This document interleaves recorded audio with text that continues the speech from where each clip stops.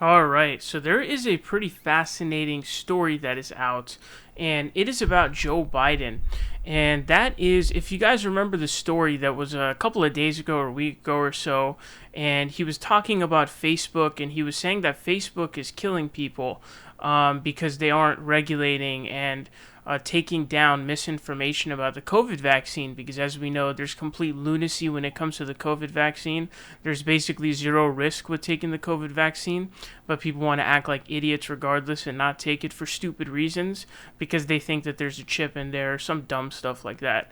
So that's what he was saying. And then, but then it was like a day later, or maybe a couple days later, he walks that comment back.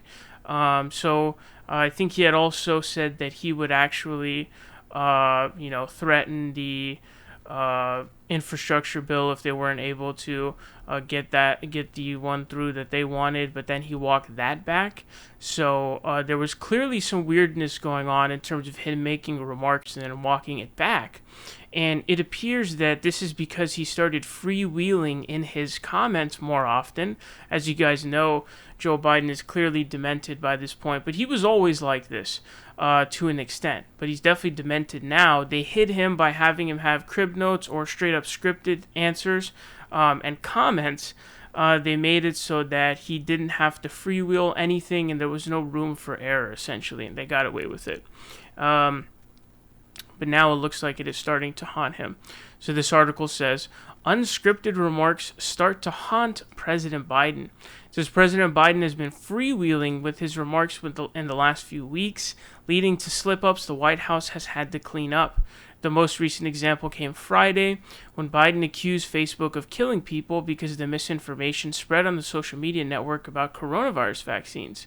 It was a striking statement that triggered a furious response from Facebook, and on Monday it became clear Biden had gone further and been more biting than he intended.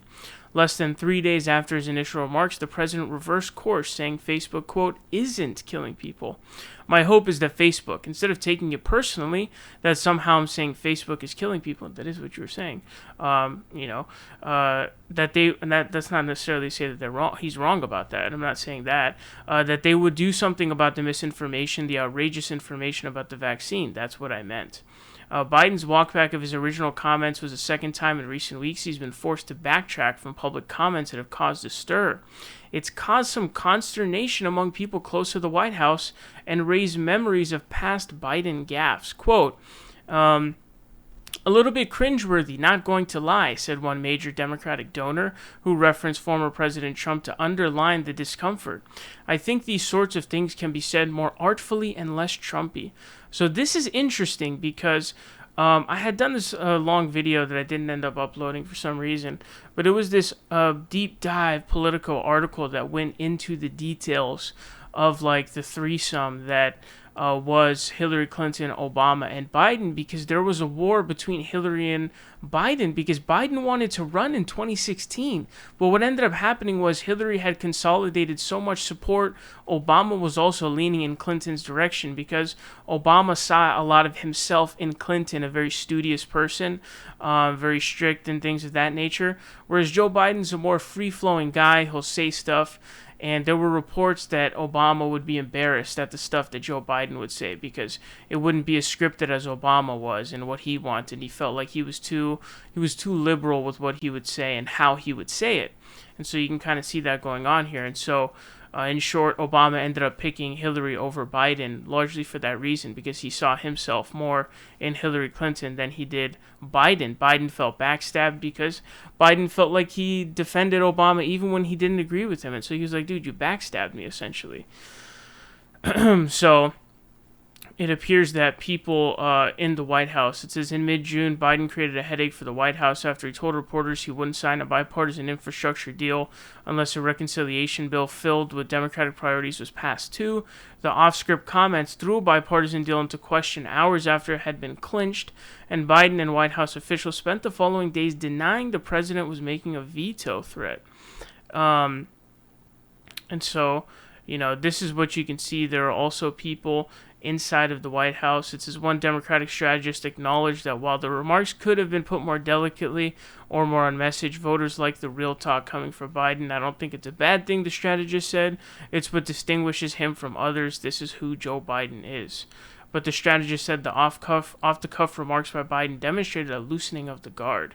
This has been the most disciplined White House operation I've seen in a long time, and I think that's starting to break a bit. This is what happens when the defense shield drops. It says since taking office, Biden has only held one formal solo press conference at the White House, of course, because he can't talk without crib notes and pre-picking the questions because he's demented and has no fucking clue what he's saying. Man forgot the name of his own Secretary of Defense, though, standing right behind him. So this is something that is potentially, it's already doing some damage for him, but will it be good with the voters who kind of like the more, there would be a lot of people, I would say, who would be happy with him saying that he would threaten a veto if